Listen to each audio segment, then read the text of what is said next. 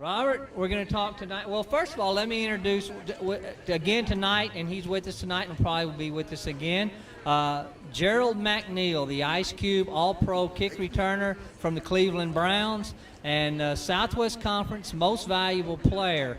So it's a real treat to have him, and Robert, I'm sure that Gerald will have a few things he'd like to chime in. But let's talk about a little bit what you guys are doing on Saturdays as far as the kids coming up to the hospital or coming up to the clinic, having an opportunity to be seen by a professional. Tell us a little bit about that. Well, first of all, I'm so young. What is the Southwest Conference? I can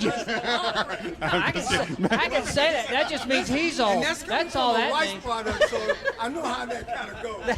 That means he's old, not me or you. Yeah. Okay, so the Saturday clinic is what we do is Memorial Hermann Northeast and UT physicians, our orthopedic surgeons and sports medicine physicians. Basically what we do, we offer a Saturday clinic for all this. Any athlete in the area. They want to be a school we sponsor. We sponsor, obviously, Humble ISD, New Caney ISD, Sheldon ISD, the Kingwood Football League, Humble Area Football League, plus a host of others. But basically, if an athlete's injured on their game night, practice, whatever, we welcome any athlete to our Saturday morning clinic from 8 to 9:30 in the morning. No appointment necessary. They just show up. We see the physician. We have x-ray capabilities, everything. We can set them up for MRIs or whatever they may need to do. And all insurances, you accept all insurances? We accept all insurances. I mean, during the week, we accept 99% of all insurance, but on Saturday mornings, we accept all insurances. How's attendance been so far? You know, it started off, we were real pleased the first week. I mean, we had one athlete come in all the way from Livingston High School, which doesn't sound like a whole lot, but, you know, for the first week, was it Labor Day weekend and stuff like that, you know, that's huge. The next week we had 3 athletes come in. This past weekend we had 5 athletes. Obviously, the best case scenario, we don't want to see any athletes because that means the athletes are injured. But, you know, so we're servicing the community and having those kids come in. What range of athlete are we looking at? And male, female? Is it Little League, high school? What do we have? It's open to anybody and everybody. It's open to, you know, male, female, like you said, Little League all the way up. The majority we get, though, is high school. We have had one middle schooler come in, actually 2 middle school kids come in. It's open to them, obviously, as well, the athletes. But most people we see are high school athletes. Let me ask you, and I'll let Gerald chime in here a little bit, too. What kind of injuries are you seeing right now? I know it's funny how it goes cyclical in years as to knees one year and ankles, and what are you seeing right now? Yeah, you're absolutely right. I mean, it's kind of weird how it happens. One year, maybe a shoulder year, and 1 year a knee year. It looks like it's starting off possibly as a knee year, which is, you know, unfortunately is not what we want. Good. Yeah, that's not, I mean, you know, from a orthopedic standpoint, of course, it's a good thing, but it's not something we want to see for the athlete standpoint. So we've had, you know, a few knees come in, that type of thing. And actually, it's been a hand year, too. We've seen 3 or 4 hands come in. Okay. We were talking about concussions on last week's show, and we were talking about different protocol is the baseline test, is how you test them at the beginning of the year, and then you come back and look at them after an injury. And I just saw that the athlete, the quarterback from the University of Texas, has decided not to play football anymore because of the injuries. Where do you feel about that? I mean, when do you draw the line? And is that, you know, I know the family gets together, and we'll get Gerald's input on that too as well, is when's it time just to call it quits? Well, you know, and that really comes down to an individual basis. You know, there's a concussion is different for every individual, as I'm sure you'll allude to in a minute. But every individual has a different scenario, has a different situation of how many concussions they've had prior to, if they've had any prior to, whether they admit to have any prior to. It comes down to an individual perspective and that physician, that personal physician, and that athlete to kind of see where they want to go from there. Well, another point to really kind of stress on is that every position plays a part in that, okay? You know, if you're in the trenches, that means that I'm coming at you and we only have a yard or 2 between us.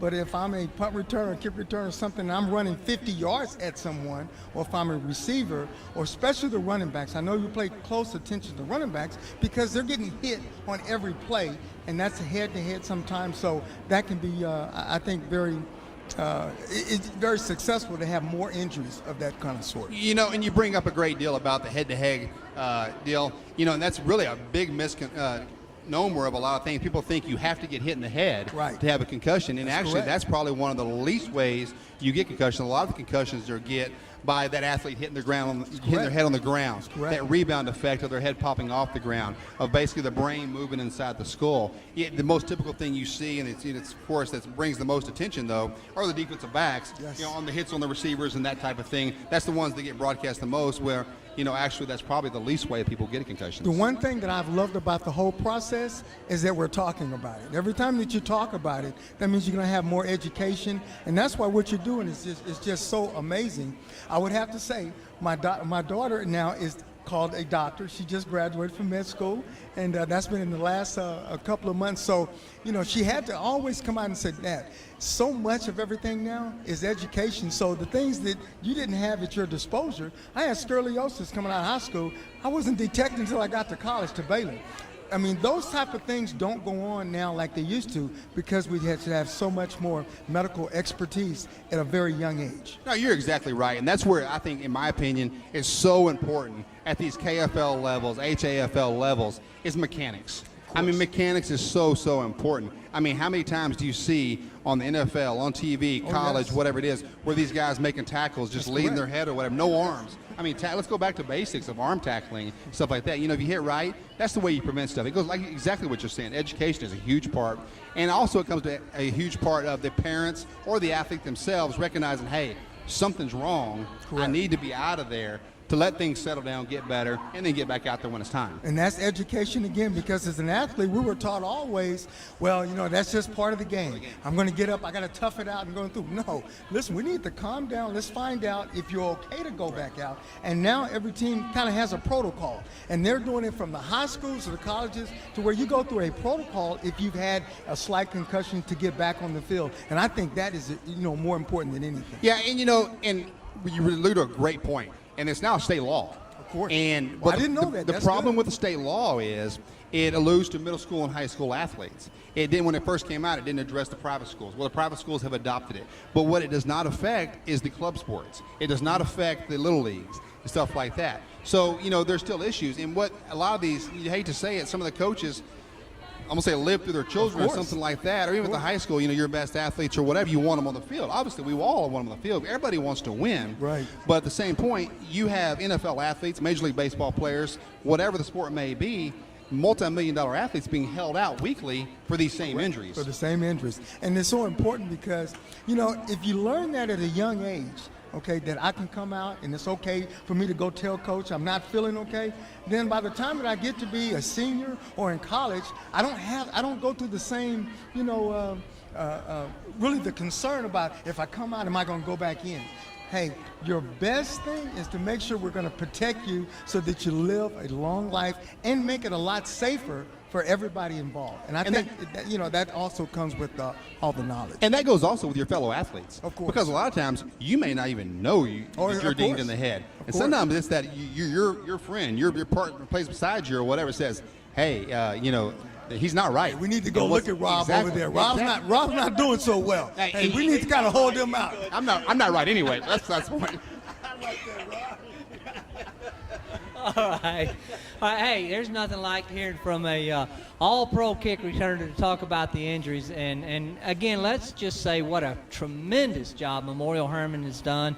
And the thing that you guys do on Saturday mornings is just a great event here in the community. And we really do appreciate that, Bert.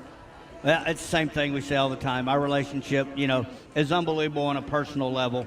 But, more importantly, Memorial Hermann's relationship across the board for the kids, for the parents. I mean, if there's any doubt, pick up the phone and call. I mean, that's the one thing even, somebody that played in the NFL like Gerald did forever and was an athlete at that level. I mean, you have to, as a parent, not allow your kid to continue down that road. You have to be the one that says, we need to get this checked out. And don't be scared of what the result is going to be, because if it turns out that he really did have a concussion, then you can do something about making sure that he gets it back right. So many parents, I can remember being halfway knocked out, a little smelling salt, hit upside the head harder than I probably got hit to get that headache. And of course, then, by the way, 2 plays later, go back in, and that was just the mentality of it.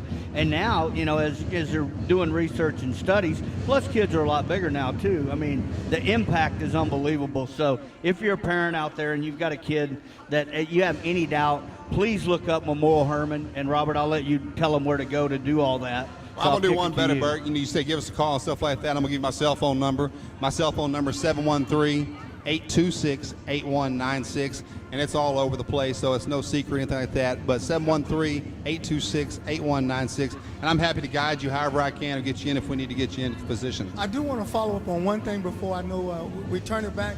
Parents always get involved. I can't stress so much how important that is, because we all come out and you want to see your kid do so well, and we sit and we cheer all the time. But when something is not right, you're the first. I know my mom always knew when something was wrong with me. You're the first to notice, so bring that attention to a medical staff, to a coach, so that if you're involved, then that process goes so much smoother. And that has to also kind of go with it. And the parents are the ones that know their athlete. They know their kids better than anybody else. Kids better than anybody. So that's so important that you stay so involved in the whole process.